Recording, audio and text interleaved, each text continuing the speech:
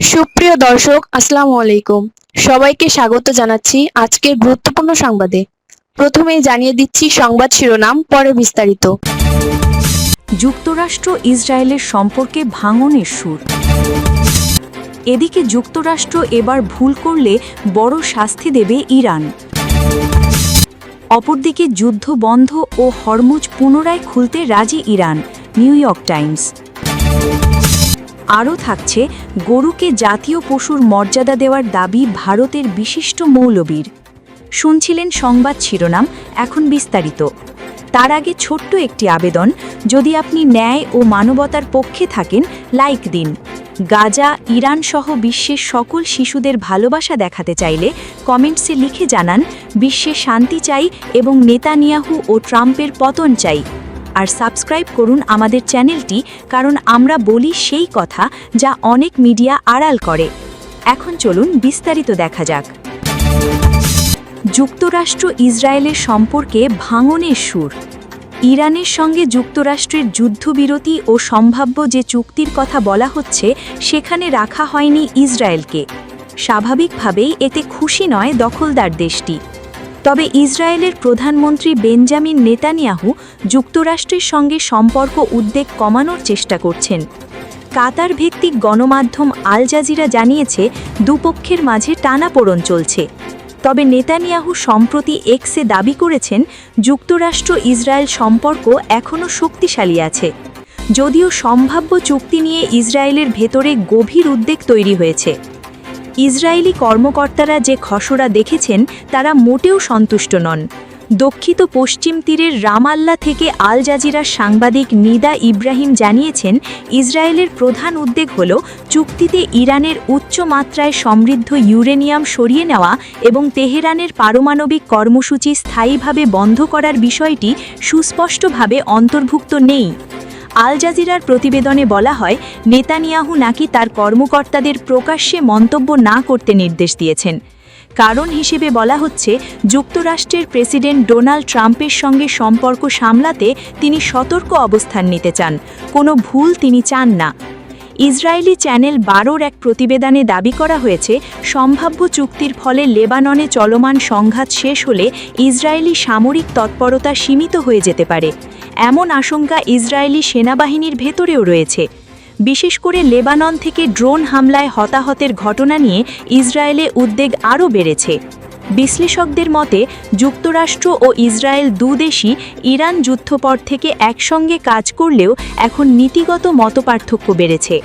যুক্তরাষ্ট্র ইরানের সম্ভাব্য যুদ্ধবিরতি চুক্তি বাস্তবায়িত হলে ইসরায়েলি সামরিক কৌশল, বিশেষ করে হিজবুল্লাহ ইরান ইস্যু প্রভাবিত হতে পারে। এদিকে যুক্তরাষ্ট্র এবার ভুল করলে বড় শাস্তি দেবে ইরান। যুক্তরাষ্ট্র ও ইরানের মধ্যে স্বাক্ষরিত হতে যাওয়া সমঝোতা স্মারকে 60 দিনের একটি যুদ্ধবিরতি বাড়ানোর কথা বলা হয়েছে। ইরান বলছে ওই চুক্তির মাঝে যদি আমেরিকা আগ্রাসন চালায় তবে এর জবাব হবে আগের কোনোবারের চেয়েও অনেক কঠিন। ইরানের সংবাদ মাধ্যম তাসনিম নিউজ জানিয়েছে দুদেশের মাঝে প্রাথমিক সমঝোতা স্মারক ঘোষণার ইঙ্গিত মিললেও আলোচনা ব্যর্থ হওয়ার সম্ভাবনার জন্য প্রস্তুতি নিচ্ছে তেহরান। তারা আগেও বলেছিল ট্রিগারে হাত রেখেই আলোচনায় বসবে। ইরানের সশস্ত্র বাহিনী জানিয়েছে যুক্তরাষ্ট্র ও জায়নবাদী শাসন ইসরায়েলের যুদ্ধমুখী অবস্থান ও অতীত কর্মকাণ্ড বিবেচনায় রেখে তারা সর্বদা পূর্ণ প্রস্তুতিতে রয়েছে। তাসনিমকে দেওয়া এক সামরিক সূত্রের বলছে যদি যুক্তরাষ্ট্র আবারও ভুল হিসেব করে ইরানের বিরুদ্ধে আগ্রাসন বা অপরাধমূলক কোনো পদক্ষেপ নেয় তাহলে তারা ইরানের তৃতীয় ধাপের মোকাবিলার মুখে পড়বে। সূত্রটি দাবি করে এই নতুন ধরনের মোকাবিলা কৌশল সামরিক পদ্ধতি, লক্ষ্য ও ব্যবহৃত সরঞ্জামের দিক থেকে আগের দুই যুদ্ধের তুলনায় সম্পূর্ণ ভিন্ন। নিউ ইয়র্ক টাইমস জানিয়েছে মার্কিন প্রেসিডেন্ট ডোনাল্ড ট্রাম্পের পক্ষ থেকে ইরানের সঙ্গে একটি শান্তি চুক্তি চূড়ান্ত হওয়ার কাছাকাছি পৌঁছানোর ঘোষণা এসেছে। পরে তেহরানের পক্ষ থেকেও ইতিবাচক ইঙ্গিত পাওয়া গেছে। ইরানের 3 জন শীর্ষ কর্মকর্তা নিশ্চিত করেছেন দুদেশের মধ্যে চলমান যুদ্ধ পুরোপুরি বন্ধ করতে এবং কৌশলগতভাবে অত্যন্ত গুরুত্বপূর্ণ জলপথ হরমুজ প্রণালী পুনরায় উন্মুক্ত করে দিতে লক্ষ্যে ইরান একটি সমঝোতা স্মারকে সম্মত হয়েছে। অপরদিকে যুদ্ধ বন্ধ ও হরমুজ পুনরায় খুলতে রাজি ইরান। মার্কিন প্রেসিডেন্ট ডোনাল্ড ট্রাম্পের পক্ষ থেকে ইরানের সঙ্গে একটি শান্তি চুক্তি চূড়ান্ত হওয়ার কাছাকাছি পৌঁছানোর ঘোষণার পর এবার তেহরানের পক্ষ থেকেও ইতিবাচক ইঙ্গিত পাওয়া গেছে। ইরানের ৩ জন শীর্ষ কর্মকর্তা নিশ্চিত করেছেন দেশের মধ্যে চলমান যুদ্ধ পুরোপুরি বন্ধ করতে এবং কৌশলগতভাবে অত্যন্ত গুরুত্বপূর্ণ জলপথ হরমুজ প্রণালী পুনরায় উন্মুক্ত করে দিতে লক্ষ্যে ইরান একটি সমঝোতা স্মারকে সম্মত হয়েছে। সংবেদনশীল এই দুক্তনৈক ঘোষণার বিষয়ে আনুষ্ঠানিকভাবে কথা বলার অনুমতি না থাকায় নাম না প্রকাশ করার শর্তে নিউ ইয়র্ক টাইমসকে তারা এই তথ্য দিয়েছেন। যদিও ইরানের পক্ষ থেকে ট্রাম্পের বক্তব্যের কোনো আনুষ্ঠানিক প্রতিক্রিয়া এখনও দেওয়া হয়নি, তবে রবিবার সকালে তার উপমন্ত্রী কাজেম ঘারিবাবাদ সামাজিক যোগাযোগ মাধ্যমে একটি বার্তা দিয়েছেন। সেখানে তিনি উল্লেখ করেন, ইরান একটি মর্যাদাপূর্ণ দুক্তনীতির মাধ্যমে এবং দেশের সার্বভৌমিকতা, স্বাধীনতা ও অধিকার অক্ষুণ্ণ রেখে শান্তি প্রতিষ্ঠার চেষ্টা চালিয়ে যাচ্ছে। গত মাসের শুরুতে কার্যকর হওয়া সাময়িক যুদ্ধবিরতির পর ইরানের কর্মকর্তাদের এই মন্তব্যকে দেশের মধ্যে চলমান সংকট নিরসনে এবং একটি স্থায়ী চুক্তির দিকে এগিয়ে যাওয়ার ক্ষেত্রে অন্যতম শক্তিশালী এবং ইতিবাচক লক্ষণ হিসেবে দেখছেন আন্তর্জাতিক বিশ্লেষকরা। সমঝোতা খসড়ার শর্ত অনুযায়ী ইরান সরকার বিশ্বজুড়ে জ্বালানি তেল ও গ্যাস পরিবহনের সবচেয়ে গুরুত্বপূর্ণ রুট হরমুজ প্রণালী দিয়ে যে কোনো বাণিজ্যিক জাহাজকে কোনো প্রকার শুল্ক বা ফি ছাড়াই চলাচলের অনুমতি দেবে।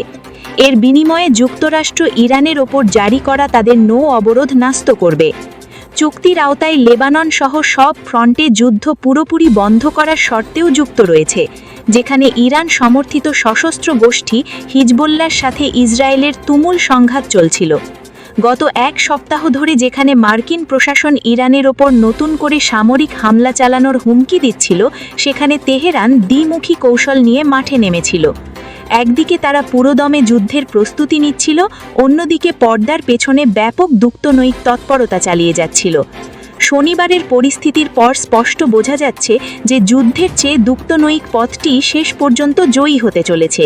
তবে এই সম্ভাব্য চুক্তিটি কেবল একটি যুদ্ধবিরতি ও জলপথ খুলে দেওয়ার মধ্যেই সীমাবদ্ধ থাকছে, নাকি এর মাধ্যমে মধ্যপ্রাচ্যের দীর্ঘমেয়াদী ভূ-রাজনীতিতে কোনো স্থায়ী শান্তি আসবে তা নিয়ে এখনও বিস্তর জল্পনা কল্পনা চলছে।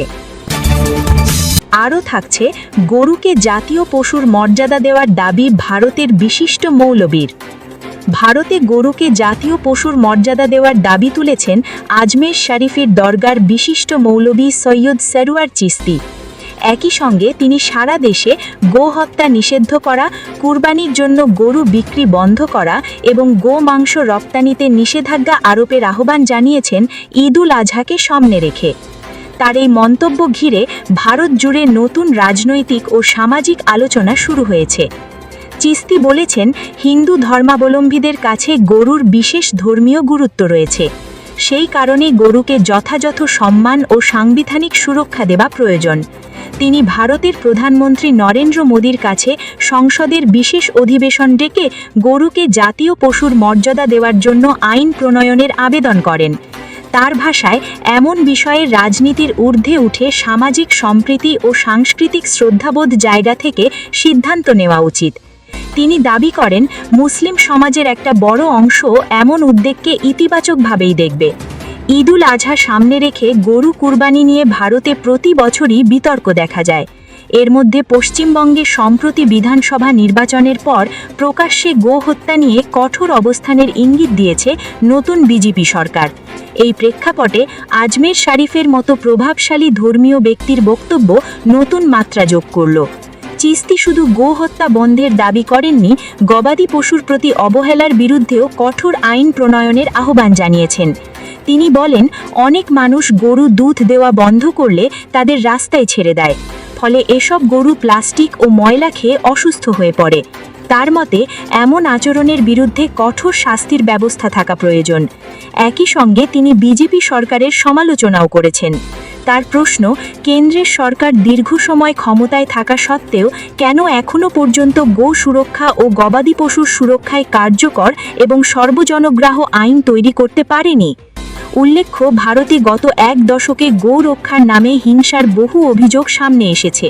বিশেষ করে 2014 সালে নরেন্দ্র মোদীর নেতৃত্বে বিজেপি সরকার ক্ষমতায় আসার পর বিভিন্ন রাজ্যে স্বঘোষিত গোরক্ষক গোষ্ঠীর তৎপরতা বেড়েছে বলে অভিযোগ বিরোধীদের। উত্তরপ্রদেশের দাদরিতে গো মাংসে রাখার অভিযোগে মোহাম্মদ আখলাককে পিটিয়ে হত্যার ঘটনা দেশ জুড়ে ব্যাপক আলোড়ন তুলেছিল। পরে আরও কয়েকটি রাজ্যে গরুবাহী ট্রাক থামিয়ে হামলা, হেনস্থা ও গণপিটুনির অভিযোগও দেয়।